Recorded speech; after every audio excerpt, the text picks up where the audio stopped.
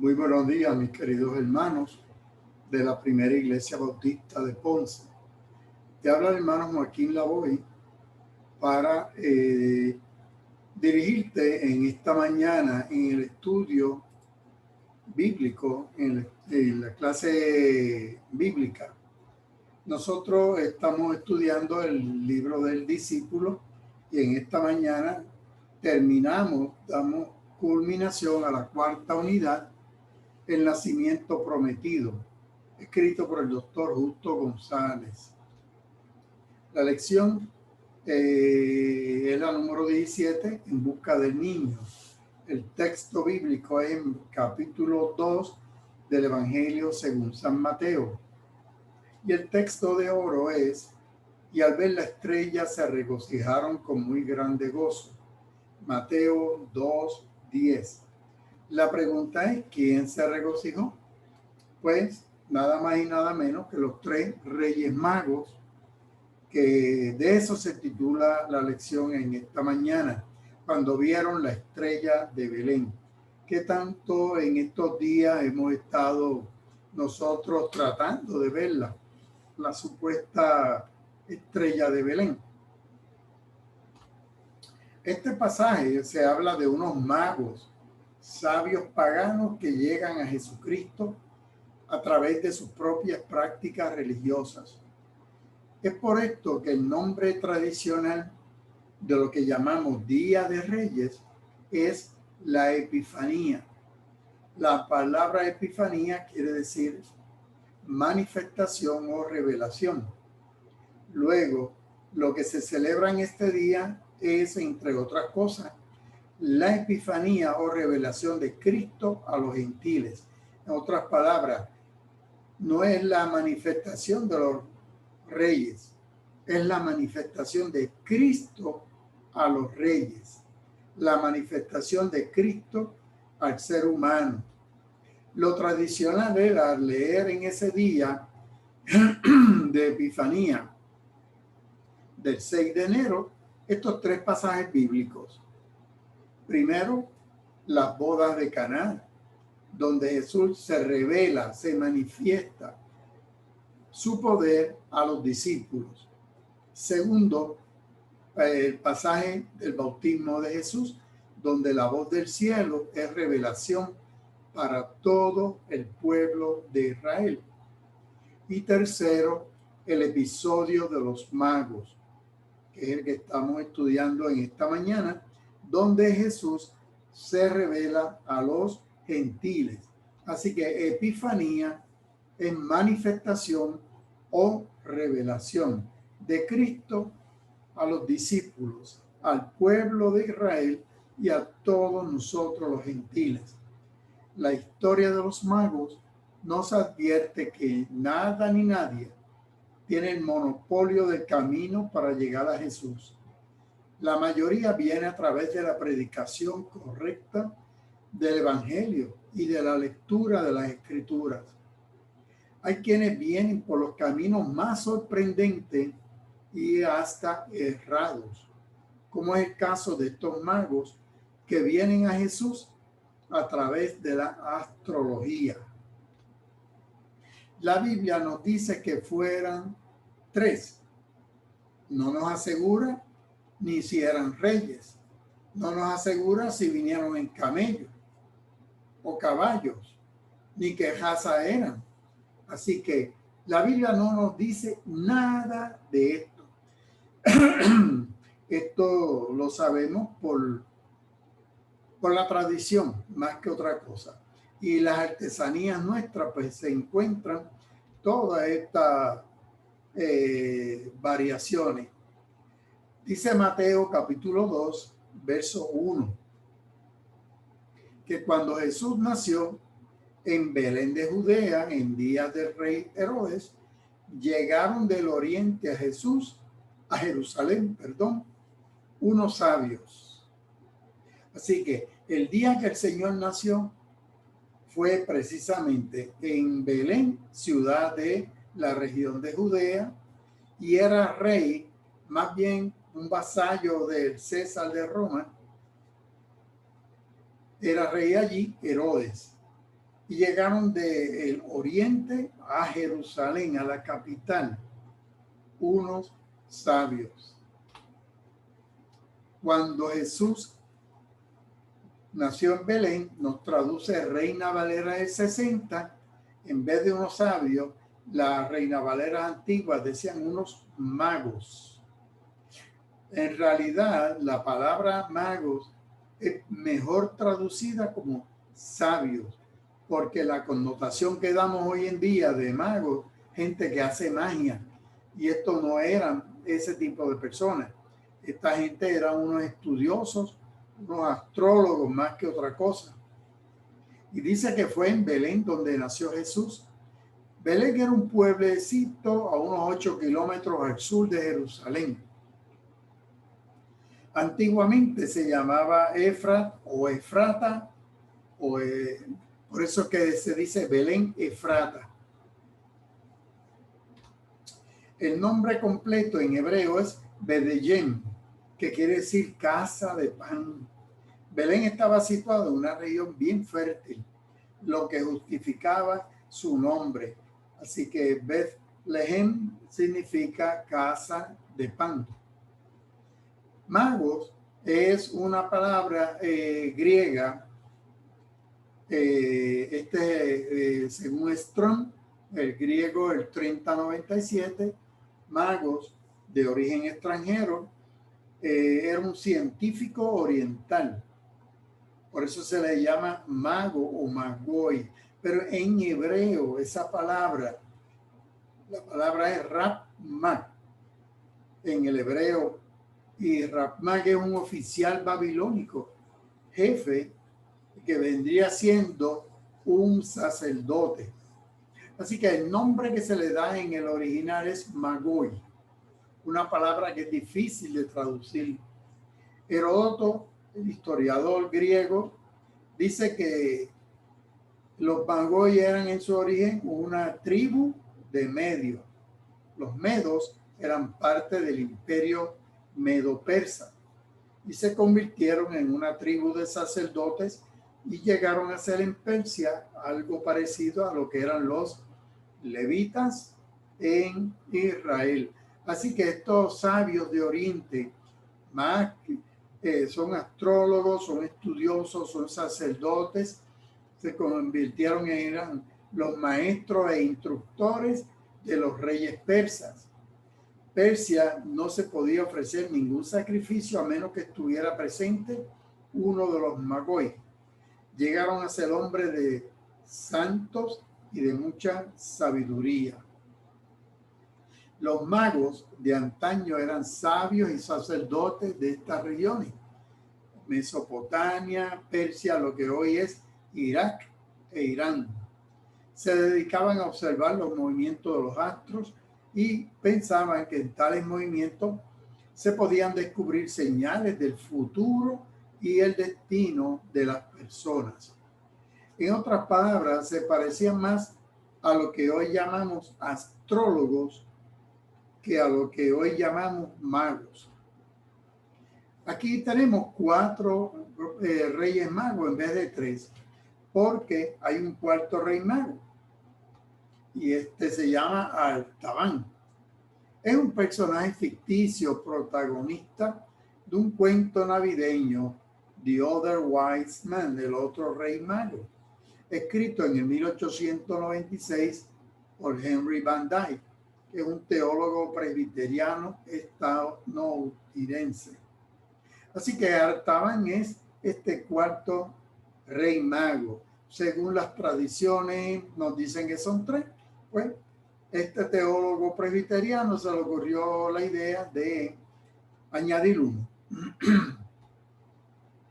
Pero no podemos entender muy bien Mateo capítulo 2 sin ir primero a Lucas, porque Lucas nos habla, y ustedes se van a dar cuenta, Lucas nos está hablando del día preciso en que nació el Señor en un pesebre.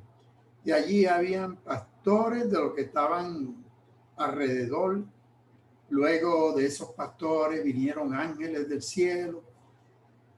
Y cuando llegan los reyes magos, ya no hay pesebre, Los Reyes Magos llegan muchos tiempos después y ya veremos. Así que esos pesebres donde tenemos pastores, que los animalitos que había allí en el pesebre, el ángel encima del pesebre y los Reyes Magos, pues quiten los Reyes Magos porque los Reyes Magos no llegaron al pesebre.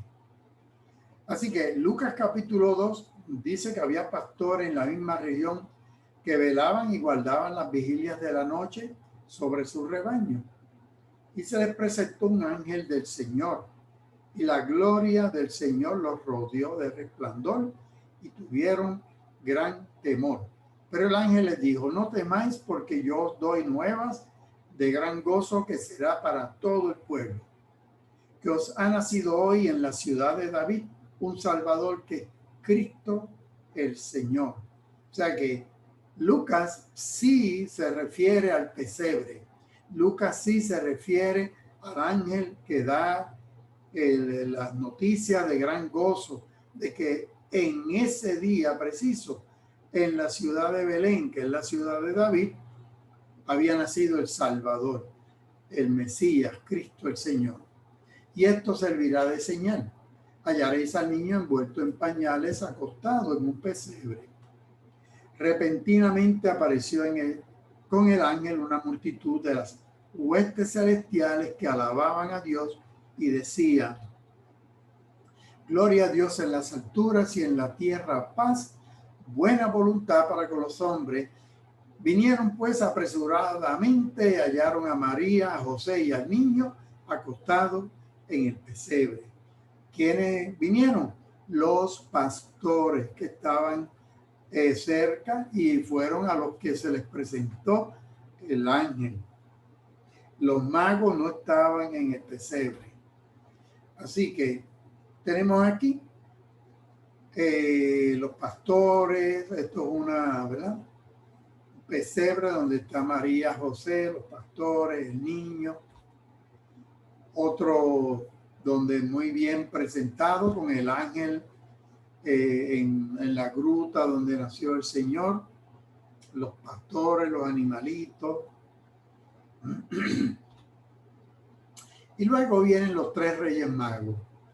Decimos que son tres porque es tradición. La Biblia no habla de tres reyes y menos de reyes y de magoi. Son sabios, sacerdotes, astrólogos, como mencionamos. La tradición es la que dice son tres y de tres razas, para que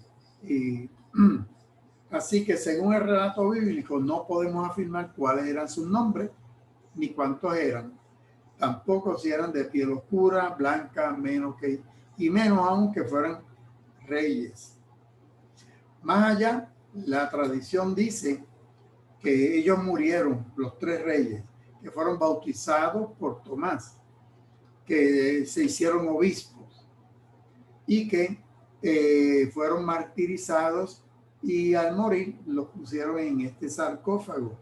Este sarcófago supuestamente guarda la reliquia de los tres Reyes Magos. Ese sarcófago o relicario está en la Catedral de Colonia, allá en Alemania. Esta catedral es una de las maravillas arquitectónicas de la Edad Media. Tardó más de 600 años en ser construida. También en el siglo XII tenemos en la Catedral de Toledo se presentó en España el auto de los Reyes Magos. El auto de los Reyes Magos es el primer ejemplo de teatro castellano procedente de la Catedral de Toledo y fue compuesto en la segunda mitad del siglo XII. Esto es un facímil, un ejemplo, una fotografía de ese obra de teatro. Y dice en el español antiguo, dice Melchor: ¿cómo podremos procurar si este hombre es mortal, o si es rey de la tierra, o si es celestial? Claro, un español antiguo. Baltasar contesta: ¿Queréis bien saber cómo lo sabremos? Oro, mirra y ascenso a él ofreceremos.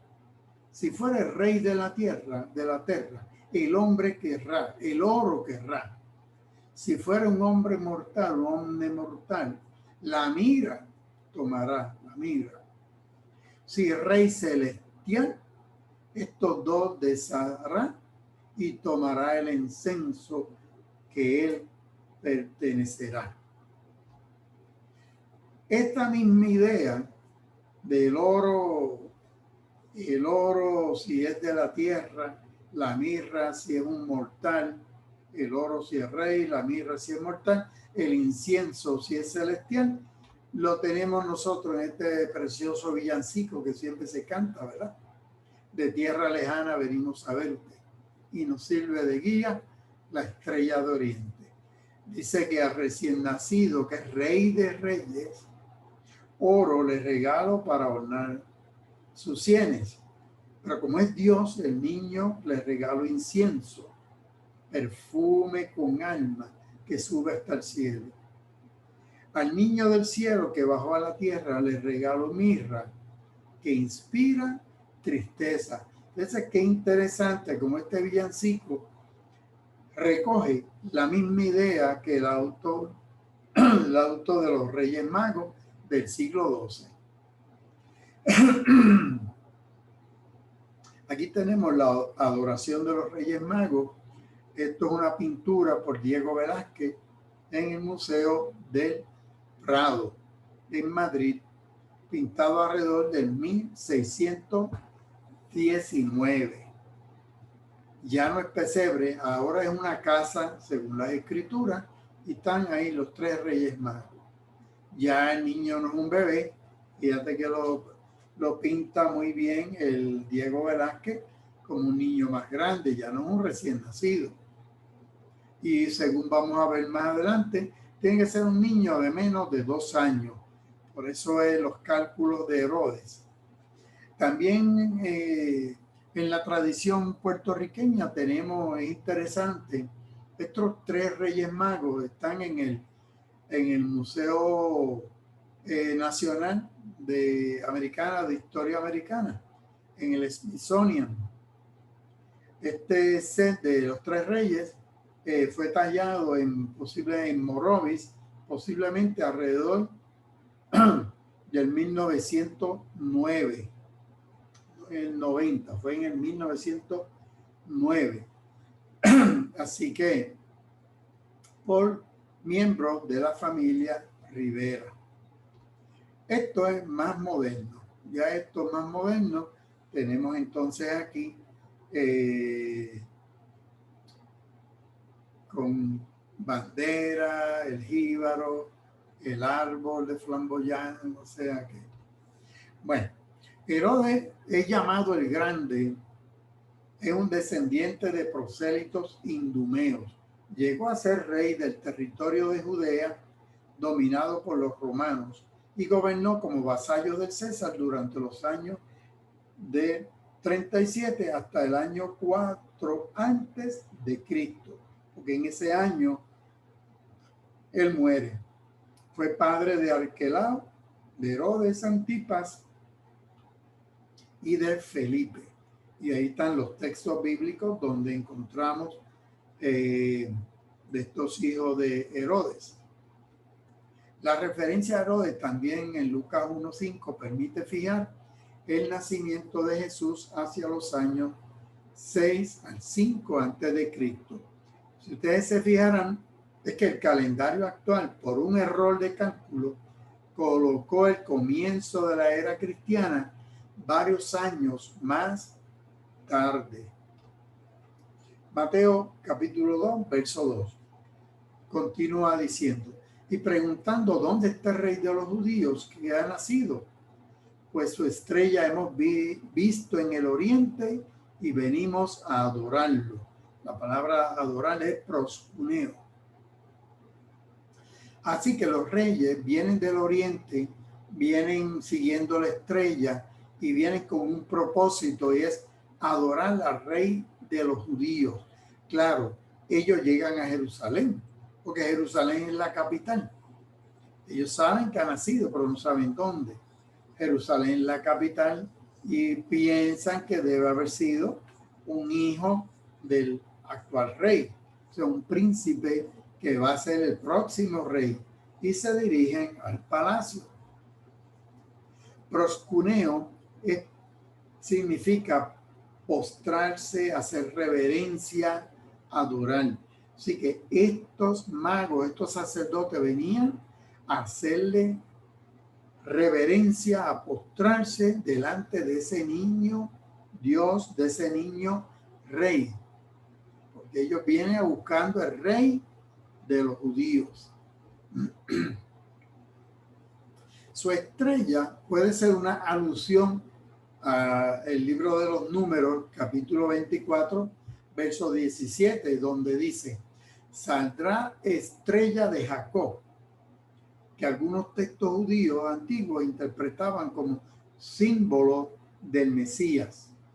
Hay un símbolo específico y esa es la estrella que nos habla en el libro de los Números y en la que ellos vienen siguiendo. Mateo verso 3 y 4 dice que al oír esto el rey Herodes se turbó, toda Jerusalén con él. Y habiendo convocado a todos los principales sacerdotes y escribas del pueblo, les preguntó dónde había de nacer el Mesías.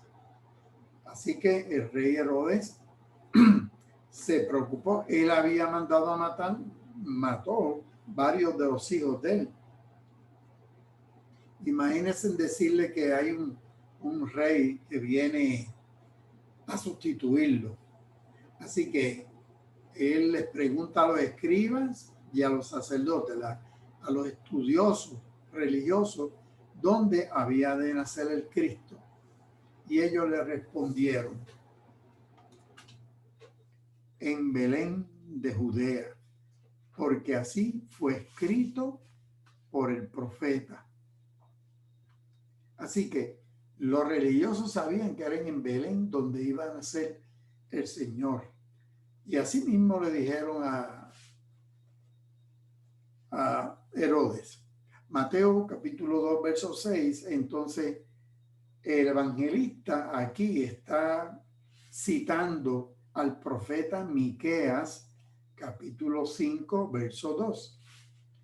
Y dice: y tú, Belén, de la tierra de Judá, no eres la más pequeña entre los príncipes de Judá, porque de ti saldrá un guiador que apacentará a mi pueblo Israel.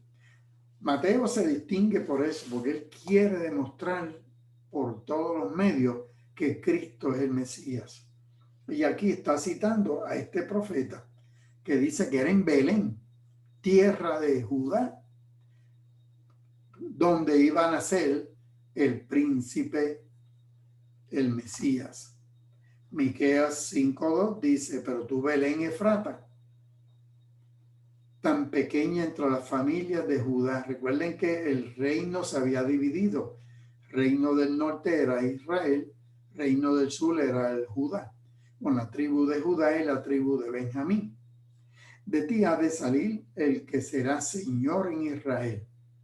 Sus orígenes se remontan al inicio de los tiempos, a los días de la eternidad.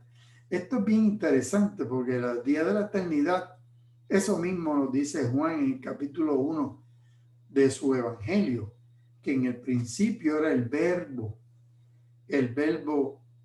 estaba con Dios y el verbo era Dios. Desde el principio, desde la eternidad.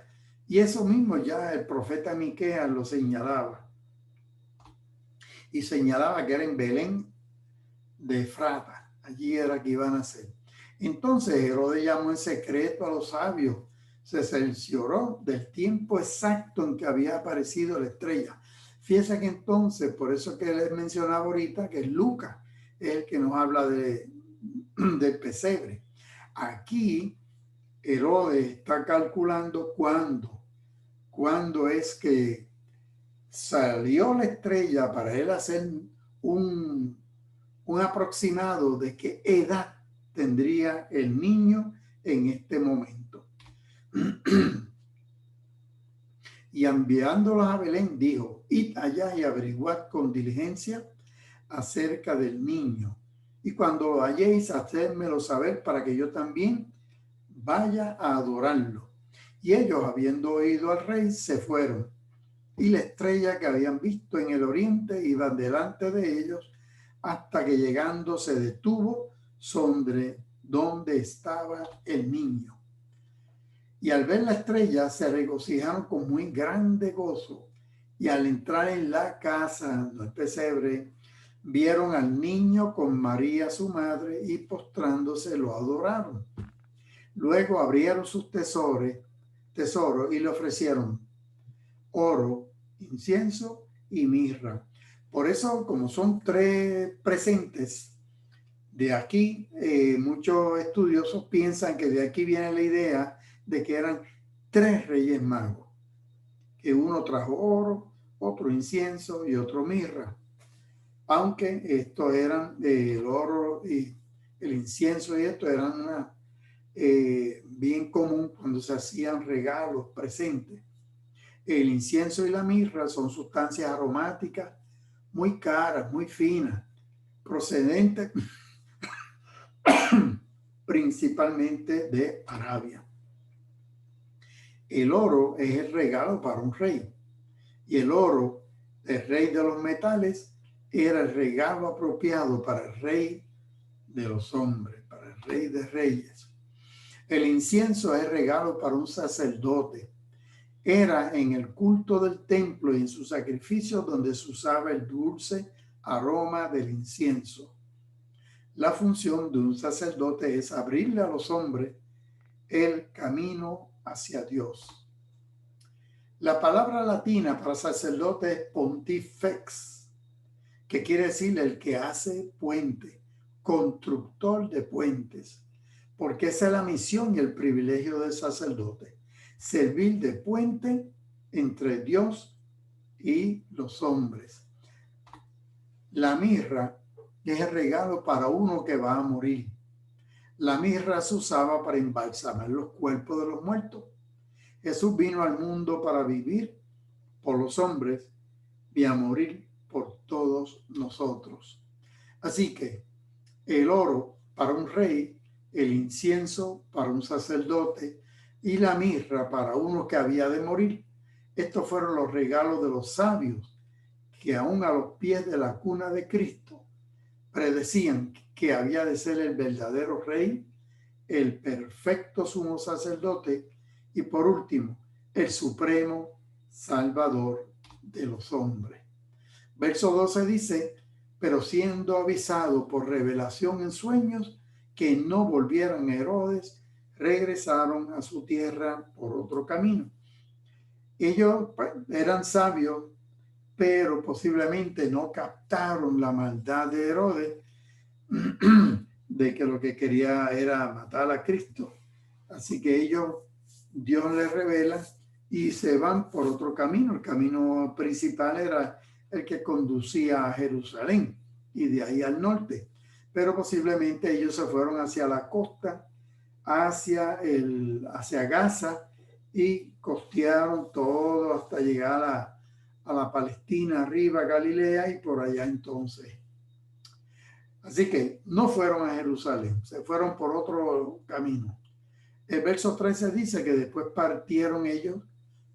Un ángel del Señor se apareció en sueño a José y le dijo: levántate, toma al niño y a su madre y huye a Egipto. Permanece allá hasta que yo te diga, porque acontecerá que Herodes buscará al niño para matarlo. Así que un ángel se le aparece a los magos, a los sabios, y les dice que no vuelvan donde Herodes, que quiere matar al niño. Posiblemente el mismo ángel se le presenta a José en sueño y le dice que huya a Egipto, porque Herodes busca al niño para matarlo. Entonces él, despertando, tomó de noche, posiblemente esa misma noche, al niño, su madre, y salió hacia Egipto. Y estuvo allí hasta la muerte de Herodes, para que se cumpliera lo que dijo el Señor: por medio del profeta Oseas, cuando dijo: de Egipto llamé a mi hijo. Aquí Mateo está citando otro profeta. Ahorita era Malaquías, ahora está citando a Oseas 11:1. De Egipto llamé a mi hijo. Así que Herodes entonces, cuando se vio burlado por los sabios, se enojó mucho, mandó a matar a todos los niños menores de 2 años. Así que había en Belén, obviamente los varones, niños, y en todos sus alrededores, conforme al tiempo indicado por los sabios. O sea que él calculó cuándo apareció, qué tiempo había transcurrido desde que apareció la estrella, el tiempo que les tomó el viaje. Por eso es que él calcula que Jesús debía tener, cuando llegan los magos, ya cerca de 2 años de edad. Entonces se cumplió lo dicho por el profeta Jeremías cuando dijo: voz fue oída en Ramá, grande lamentación, lloro y gemido, Raquel que llora a sus hijos y no quiso ser consolada porque perecieron. Aquí Mateo está citando a Jeremías capítulo 31, verso 15. Voz que fue oída en Ramá. Ramá es una de las ciudades grandes de Judá. Allí, cuando Babilonia ataca y van a llevar cautivos a los habitantes de Judá, los llevaron a esta ciudad, a Ramá, y allí había mucha lamentación, lloro y gemido. Es como cuando en la Segunda Guerra Mundial, cuando el Holocausto, que los llevaban hacia los trenes a los judíos, porque iban a ser deportados a los campos de exterminio. Pues aquí los llevaban a Ramá y de allí los llevaban a Babilonia. Raquel había muerto. Raquel murió en el parto, cuando eso lo tenemos en Génesis capítulo 35, verso 19. Raquel, la esposa amada de de Jacob. Esta es la esposa amada de Jacob, madre de José y de Benjamín, que precisamente en el parto de Benjamín, Raquel muere y había sido sepultada allí en Belén. Y era este sitio, era un sitio donde iban a peregrinar, la gente iban, los judíos, así que donde ese lloro de sus descendientes que fueron llevados a la cautividad durante el exilio babilónico, está mencionando a Raquel, pero en realidad es una forma figurada de hablar, porque ya Raquel no está viva. Por su posición estratégica, Ramá servía de atalaya. Allí llevaban a los judíos cautivos antes de enviarlos a Babilonia. Después de la cautividad, Ramá fue habitada nuevamente, según nos dice Nehemías 11 y Esdras capítulo 2. En Génesis 35, 19, allí es que dice que Raquel murió, fue sepultada en el camino de Efrata, que también es Belén. O sea que Raquel estaba allí. Y entonces dice: la muerte de Raquel en el parto es ubicada en el camino a Efrata, al norte de Belén. Y que la última mención de la tumba de Raquel en Jeremías 31:15 sugiere que era un lugar de peregrinaje. Así que cuando Mateo está citando a Jeremías, es porque, pues, según el lloro y el lamento que había cuando el pueblo fue llevado hacia Babilonia, al exilio, aquí el llanto es por la muerte de todos estos niños, de todos estos bebés, de todos estos varoncitos menores de 2 años. Allí precisamente en Belén, donde está la tumba de Raquel. Por eso es Mateo empata ahí todo eso. Capítulo 2, 19-20. Pero después que murió Herodes, un ángel del Señor apareció en sueño a José en Egipto y le dijo: levántate, toma al niño, a su madre y vete a la tierra de Israel, porque ha muerto los que procuraban la muerte del niño. Entonces él se levantó, tomó al niño, a su madre y se fue a la tierra de Israel. Cuando oyó que Arquelao reinaba en Judea en lugar de su padre Herodes, Arquelao es hijo de Herodes, tuvo temor de ir allá y avisado por revelación en sueño, se fue entonces a la región de Galilea. O sea que cuando vuelve de Egipto, en vez de parar en Belén, que es cerca de Jerusalén, sigue hacia el norte, hacia la Galilea, y allí va a Nazaret. Arquelao reinó en Judea, Herodes Antipas en Galilea y Felipe, que es otro de los hijos de Herodes el Grande, a la región lejana al noreste y al otro lado del Jordán, a la Transjordania. Arquelao, después de la muerte de Herodes, gobernó Judea, Samaria e Idumea del año 4 a.C. hasta el 6 después de Cristo. O sea, 10 años. Pero José sabía que era igual de malo que el país. Así que, y se estableció en la ciudad que se llama Nazaret, para que se cumpliera lo que fue dicho por los profetas, que habría de ser llamado Nazareno. Ven el empeño, el énfasis que hace Mateo, el evangelista, para demostrar que Cristo es el Señor, que es el Mesías, que habían todas estas profecías se cumplen en él. En esta cita, Mateo parece estar haciendo alusión a Jueces 13, 5, 7, que habla del nazareo o nazireo, o posiblemente Isaías 11, 1, que habla del retoño, de la rama, del brote, del vástago de Isaí.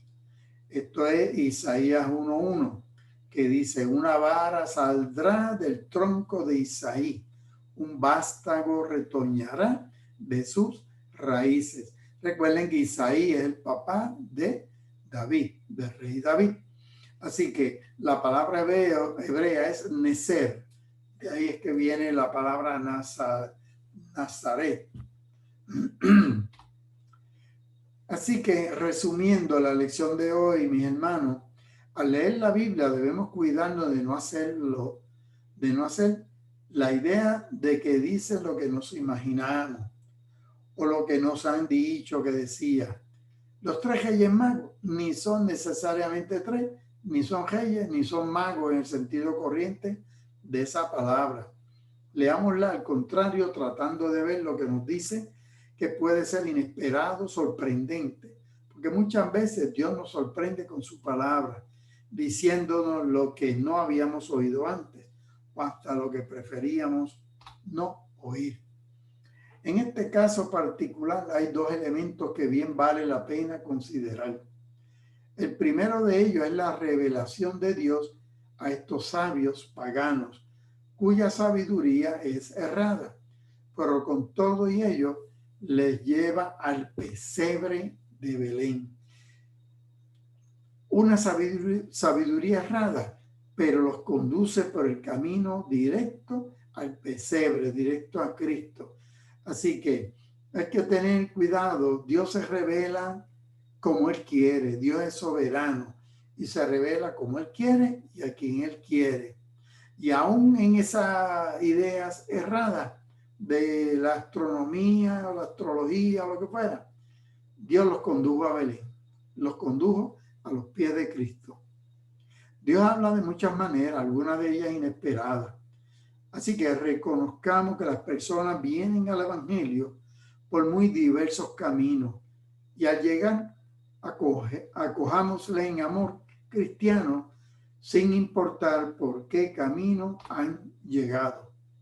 Segundo, es que una religión que, como la de estos sabios, se ocupa solamente de estrellas, corre el riesgo de tener consecuencias funestas, que poner los pies en la tierra.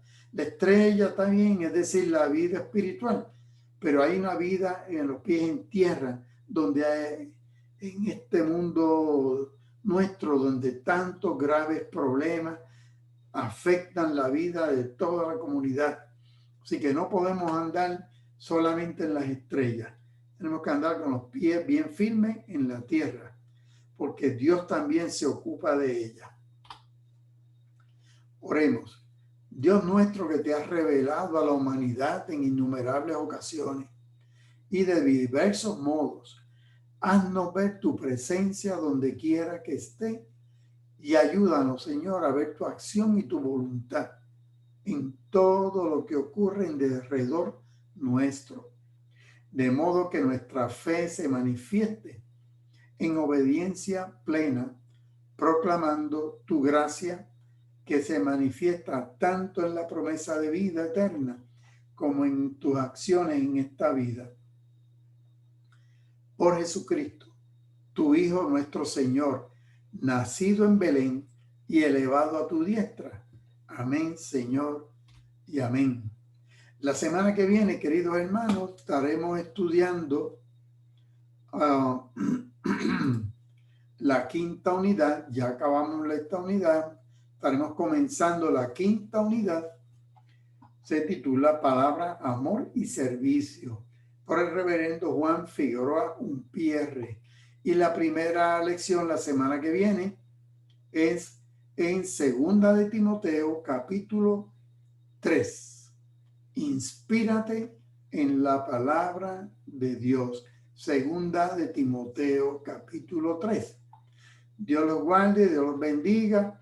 Desde la primera iglesia bautista de Ponce les habló el hermano Joaquín Lavoy. Y aquí tienen los teléfonos y el correo electrónico y nuestro paladín. Así que Dios los bendiga, Dios los guarde y nos vemos la semana próxima.